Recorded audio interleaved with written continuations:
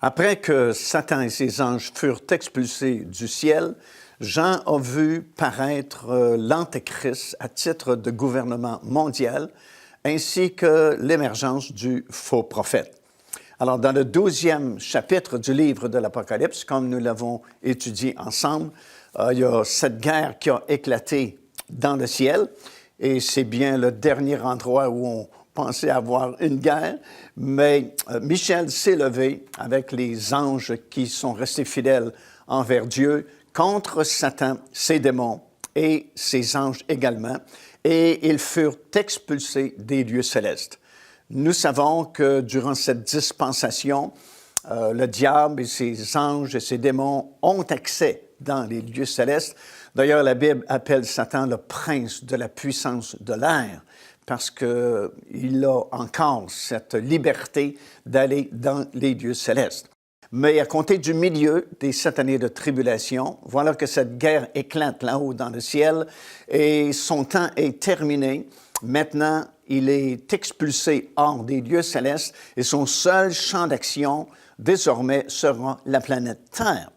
Et c'est pourquoi la Bible dit « Malheur aux habitants de la terre, parce que le diable descend vers vous avec une grande rage, parce qu'il sait qu'il ne lui reste que très peu de temps. En fait, il ne lui reste que 1260 jours ou 3 ans et demi, les dernières 3 années et demie des 7 années de tribulation. » Mais nous savons de façon certaine, par la parole d'Ézéchiel, chapitre 38, qu'une coalition de nations formée par une grande puissance située au septentrion d'Israël. Et au septentrion d'Israël, c'est-à-dire à l'extrémité nord au-dessus d'Israël, la seule puissance qui est là, c'est la Russie. Alors nous savons que la Russie sera grandement impliquée dans cette attaque soudaine sur les montagnes d'Israël. Et selon le prophète Ézéchiel, la Russie formera une coalition avec plusieurs nations, dont certaines sont mentionnées par leur nom dans le 38e chapitre d'Ézéchiel, notamment l'Iran, sous son ancien nom, la Perse, la Turquie, l'Éthiopie et plusieurs autres nations se formeront en coalition et feront une attaque surprise sur les montagnes d'Israël via la vallée de Bassan, dans le nord complètement du pays d'Israël. Et selon Ézéchiel chapitre 38, Dieu lui-même va intervenir dans ce conflit-là par des fléaux naturels et mettra un terme soudainement à cette attaque-là et accordera une grande victoire à Israël. Et c'est à ce moment-là qu'une autre coalition se formera de 10 nations, selon le prophète Daniel, qui sont représentées par les 10 orteils de la statue du songe de Nebuchadnezzar. Vous vous souvenez peut-être dans Daniel, 2e chapitre, le roi de Babylone à l'époque, Nebuchadnezzar, avait fait un songe. Il avait vu cette grande statue.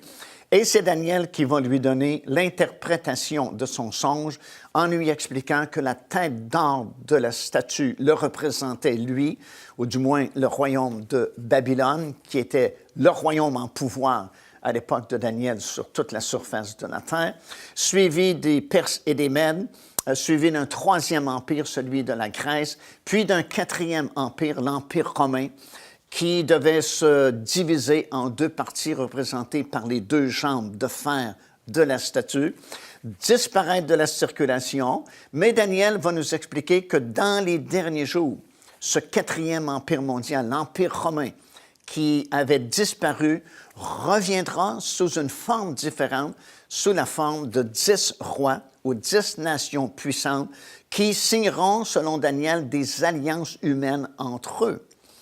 Alors, c'est représenté, ces 10 nations-là, par les 10 orteils plutôt de la statue. Et c'est une coalition qui se formera de toute urgence à la suite de ce bouleversement-là qui se produira au Moyen-Orient, alors que cette grande coalition du Nord attaquera sur les montagnes d'Israël. Dieu va intervenir.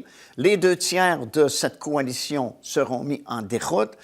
Et ce sera vraiment une grande catastrophe qui va affecter politiquement, économiquement, non seulement le Moyen-Orient, mais le monde entier, d'où la nécessité d'avoir cette coalition-là de 10 nations, 5 à l'ouest, et 5 à l'est, donc 5 nations européennes et 5 nations au-delà de la mer Méditerranée signeront des alliances humaines entre elles pour justement former cette dernière coalition pour assurer la paix maintenant et la sécurité aux habitants de cette terre.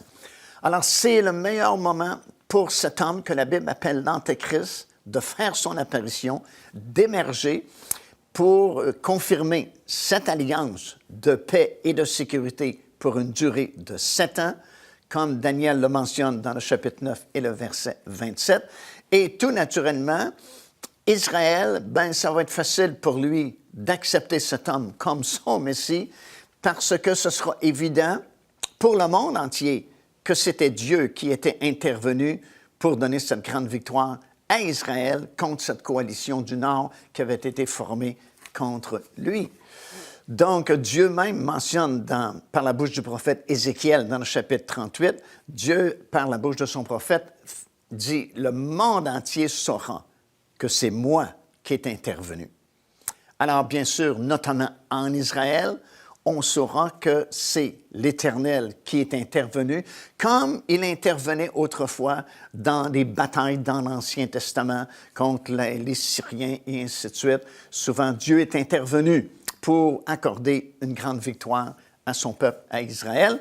Il le fera de nouveau à l'occasion de cette attaque surprise sur les montagnes d'Israël. Et bien sûr, en Israël, ils sauront que c'est une intervention divine.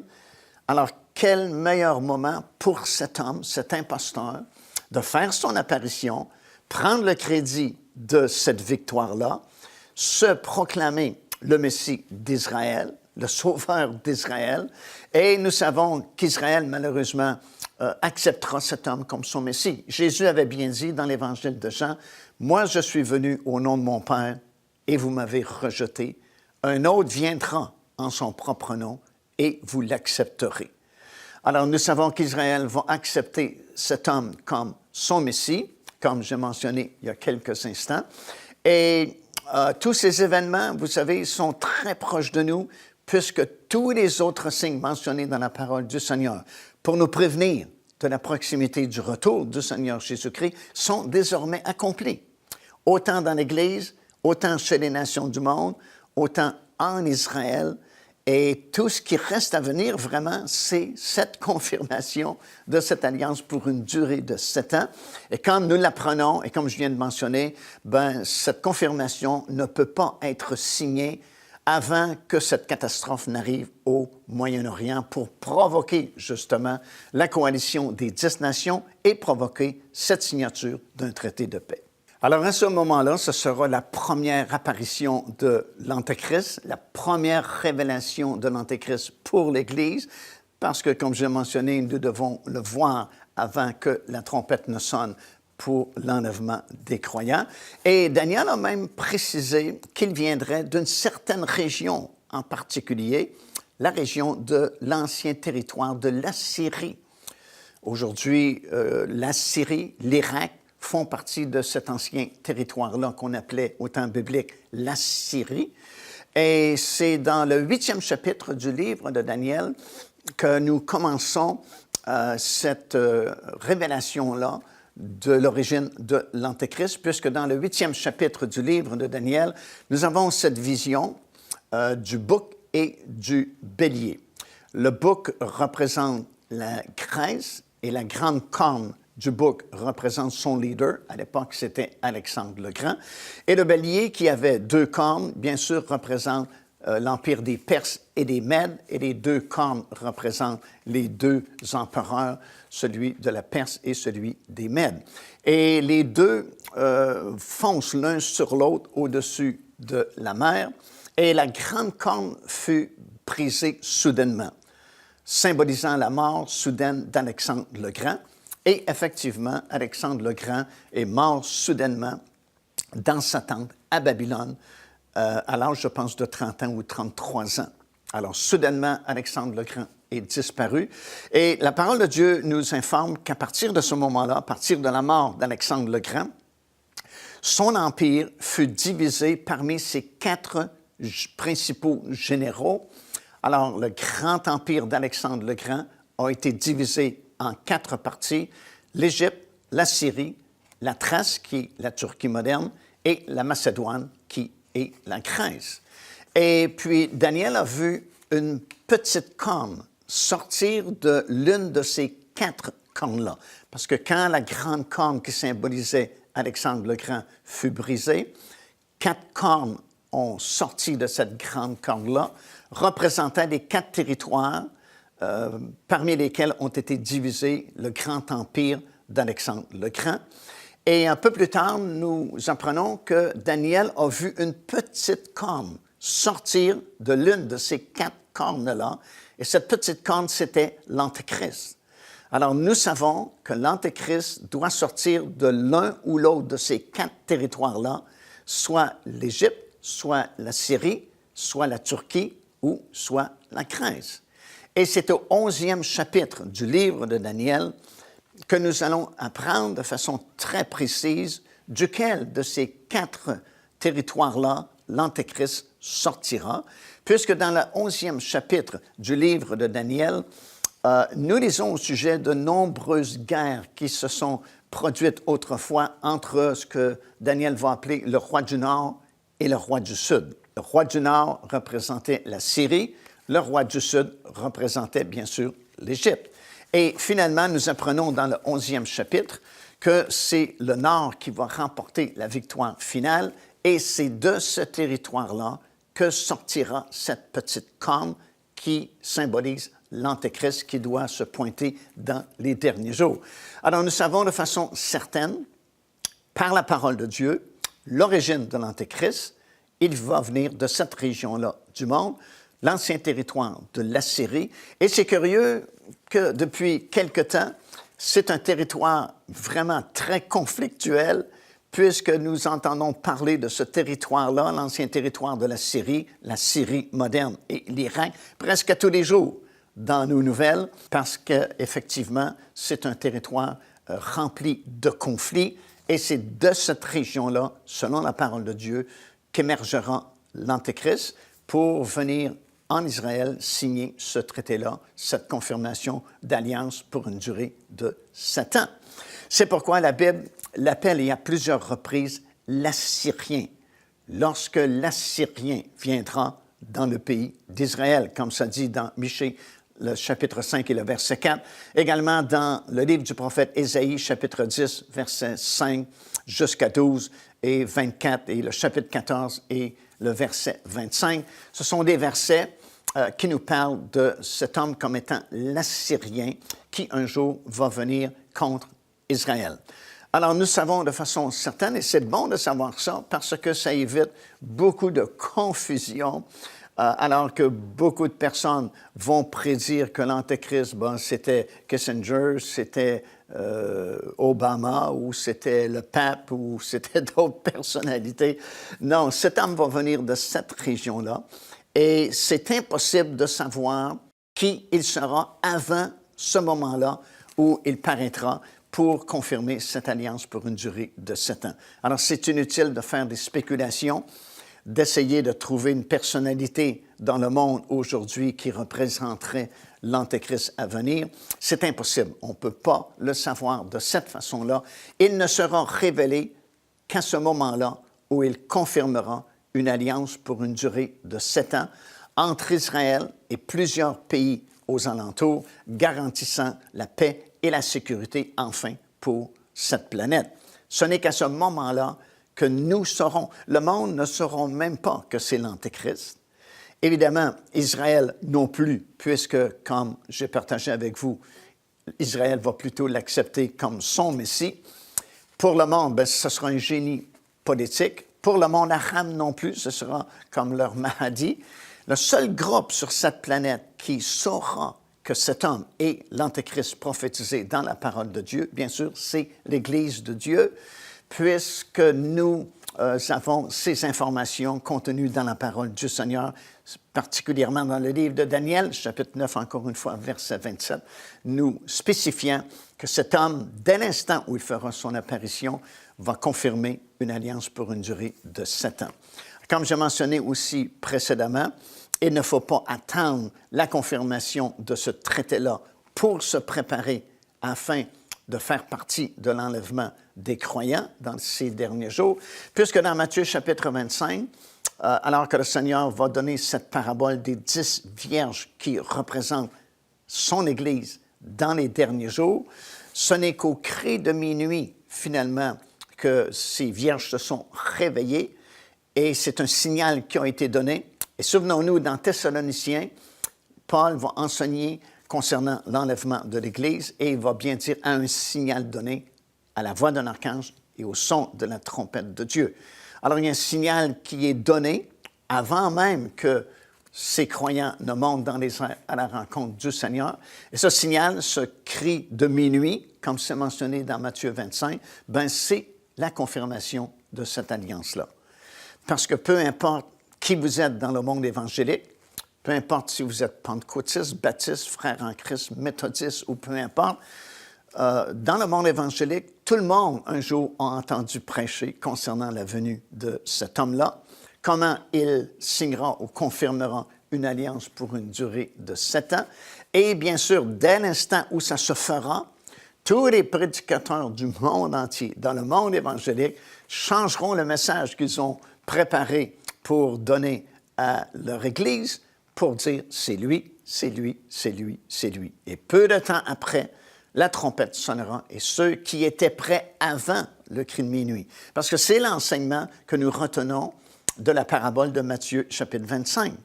Ce n'est qu'après le cri de minuit que toutes ces vierges se sont réveillées, mais ce n'était pas un réveil conventionnel où des âmes sont sauvées, des miracles sont accomplis, des signes, des prodiges sur cette terre, mais ce sera un réveil de constatation de sa condition spirituelle. Ce n'est qu'après le cri de minuit que les vierges insensées ont réalisé qu'elles n'avaient plus d'huile dans leur lampe. Avant le cri de minuit, elles ne savaient même pas qu'elles n'avaient plus d'huile dans leur lampe. C'est le cri de minuit qui a permis à ces vierges de se réveiller et de constater leur condition spirituelle. Alors, c'est pourquoi c'est très dangereux d'attendre la confirmation de cette alliance, parce que désormais, dès l'instant où cette alliance est signée, il sera trop tard pour se préparer, pour faire partie de l'enlèvement de l'Église du Seigneur Jésus-Christ. Ça ne veut pas dire que les vierges insensées ne sont plus sauvées, mais elles ne feront pas partie de l'enlèvement de ceux qui s'étaient préparés avant, justement, le cri de minuit ou avant la confirmation de cette alliance. Alors, nous savons par la parole de Dieu de façon certaine d'où viendra cet homme, son origine. Il va venir de ce territoire, justement, qui est en plein conflit à notre époque, dans notre génération, et nous savons que c'est pour bientôt désormais. Alors, si nous revenons dans le 13e chapitre du livre de l'Apocalypse, et dès le premier verset, comme j'ai mentionné précédemment, Jean a vu sortir de la mer cette bête avec 7 têtes et 10 cornes, qui représentait l'Antéchrist qui, au milieu des 7 années de tribulation, finalement réussit à devenir le gouvernement mondial.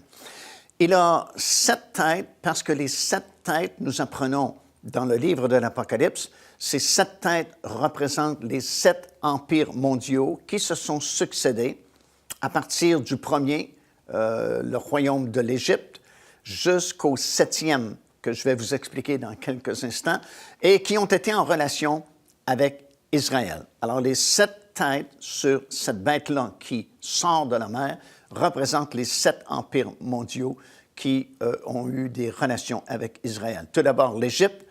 Deuxièmement, l'Assyrie. Troisième royaume a été Babylone. Le 4e, celui des Perses et des Mèdes. Le 5e fut la Grèce. Le 6e, l'Empire de Rome.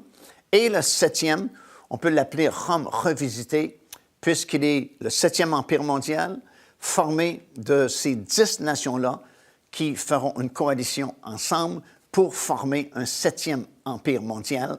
Comme j'ai mentionné déjà, 5 à l'ouest et 5 à l'est, représentés par les 10 orteils de la statue du songe de Nebuchadnezzar. Alors, Rome a été divisé en 2 parties, représentées par les 2 jambes de fer de la statue. Le côté ouest, avec Rome comme capitale, et le côté est qui est devenu le côté byzantin, avec Byzance qui est devenue la capitale du côté est de l'Empire, qui aujourd'hui s'appelle Istanbul. Et dans les derniers jours, il y a ce 7e empire mondial qui fera surface, et il y aura 5 nations sur l'Ouest et 5 nations sur l'Est qui feront une coalition ensemble. Daniel explique dans son livre que ces nations-là feront des alliances humaines entre elles pour former justement cette coalition-là, pour empêcher une catastrophe encore plus grave d'arriver sur cette planète, comme je mentionnais précédemment. Et les 10 cornes sur cette bête-là qui sort de la mer, tel que Jean l'a vu dans le 13e chapitre du livre de l'Apocalypse, représentent justement les 10 rois de la fin qui formeront ce 7e empire mondial. Et nous apprenons dans les Écritures qu'au milieu de ces 10 cornes, qui représentent les 10 nations de la fin, qui feront une coalition très rapide pour éviter une catastrophe encore plus grande pour la planète, bien, du milieu de ces 10 cornes va sortir une petite corne, encore une fois, qui symbolise l'Antéchrist qui va émerger du milieu de ces 10 cornes-là. Alors, on avait expliqué précédemment que la petite corne sortait de l'une de ces 4 cornes-là qui représentaient les 4 territoires à la suite du décès d'Alexandre le Grand. 4 territoires, ces 4 territoires avaient été divisés parmi ces 4 généraux, principaux généraux, et de l'un de ces 4 territoires-là, l'Antéchrist devait émerger. Bien, ici, nous apprenons que ce même Antéchrist émerge également du milieu de ces 10 nations-là. Ce que nous apprenons par ce texte-là, c'est que les 10 nations doivent être formées avant l'apparition de l'Antéchrist afin de confirmer cette alliance pour une durée de 7 ans. Alors, voilà cet homme qui fait son apparition, confirme cette alliance-là. Il sera d'abord établi à Babylone. Nous lisons dans Ésaïe chapitre 14 et le verset 4, ainsi que Apocalypse chapitre 11 et le verset 2.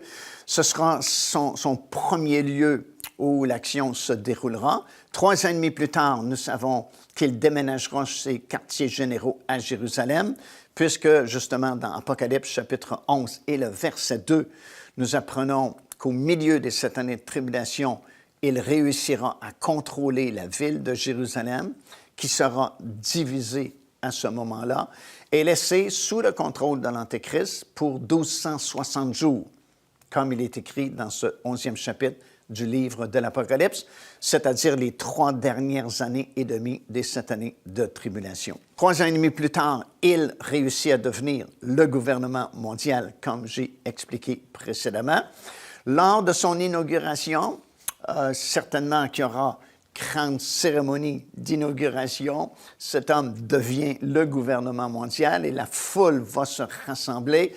Et voilà que quelqu'un parmi la foule va émerger et va tuer cet homme, va assassiner l'Antéchrist par un coup d'épée. Alors, nous lisons ça dans Apocalypse chapitre 13 et au verset 3, ainsi que dans le chapitre 14, où le mot « épée » est bel et bien mentionné. Vous ne pouvez pas tuer un empire avec un coup d'épée. Vous ne pouvez pas tuer ou assassiner un royaume avec un coup d'épée. Alors, il s'agit bien de la personne de l'Antéchrist qui sera assassinée et reconnue comme morte.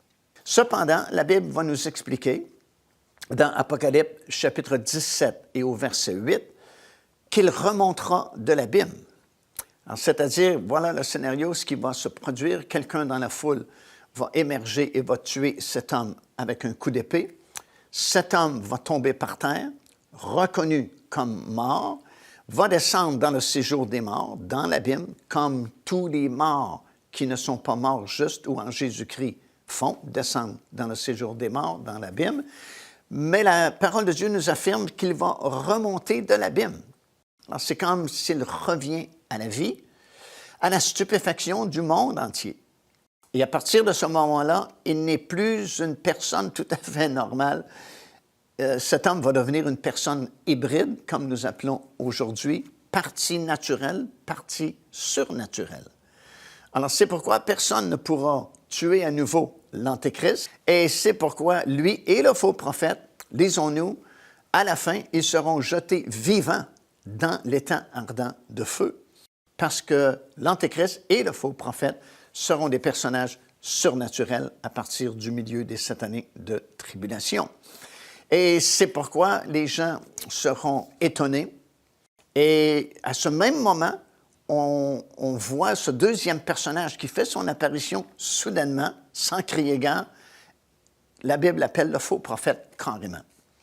Alors, il y a 2 personnages surnaturels qui existeront pendant les dernières 3 années et demie des 7 années de tribulation. L'Antichrist qui a été assassiné, mais qui est remonté de l'abîme, et le faux prophète qui lui-même monte de la terre. Et ces 2 personnages-là contrôleront la planète Terre pendant 1260 jours exactement, les dernières 3 années et demie des 7 années de tribulation. À ce moment-là, l'Antéchrist, qui jouit d'une popularité extraordinaire et de la stupéfaction des gens par le monde entier, s'autoproclamera Dieu. Ça va s'asseoir plutôt dans le lieu très saint du temple qui aura été reconstruit à ce moment-là. Nous avons vu dans nos études précédentes comment le temple a été construit au tout début des 7 années de tribulation. Et à partir du milieu de cette période-là, Daniel a prophétisé que le sacrifice perpétuel cessera et que l'Antéchrist, à ce moment-là, va profaner ce temple-là, va s'asseoir dans le lieu très saint et va s'autoproclamer Dieu lui-même. Comme on a déjà expliqué dans les études précédentes, il y a toujours cette fascination pour le temple et puis la question de contrôler le temple, de se proclamer Dieu. En fait, c'est le vieux rêve de Satan lui-même qui a voulu s'élever au-dessus de la montagne de Dieu au tout début, qui a été précipité. Et vous savez, toutes les sociétés secrètes de notre monde ont cette fascination-là pour le temple de Salomon. Bien, Satan va réaliser en partie son ancien rêve par l'entremise de l'Antéchrist qui va s'asseoir dans le lieu très saint du temple à Jérusalem. Et dans 2 Thessaloniciens, chapitre 2 et verset 4, nous lisons qu'il va s'autoproclamer Dieu. Et le faux prophète va saisir cette opportunité pour demander aux gens de se faire une image de cet homme qui a la blessure mortelle, mais qui pourtant vit quand même, et va demander aux gens de l'adorer. Et il saura qui l'adorera ou ne l'adorera pas, et voudra mettre à mort tous ceux qui ne le feront pas. Alors autrefois, c'était difficile à comprendre, mais avec la technologie moderne, c'est beaucoup plus facile à comprendre comment il pourra contrôler même l'adoration des gens envers l'Antéchrist.